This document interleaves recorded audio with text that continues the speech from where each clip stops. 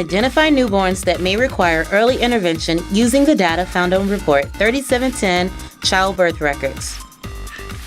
Click on the Reports tab and select the Pregnancy and Birth category. Open Report 3710 and use the filters along the left side to determine which participants will appear on the report. Note, this report will only show participants with a saved birth record. Use data options to include or exclude specific data. Press Preview to view the report. Use data for items such as low birth weight, delivery complications, and medical problems to determine the types of support services to offer and if early intervention is needed. Be on the lookout for the next #CPSmart video.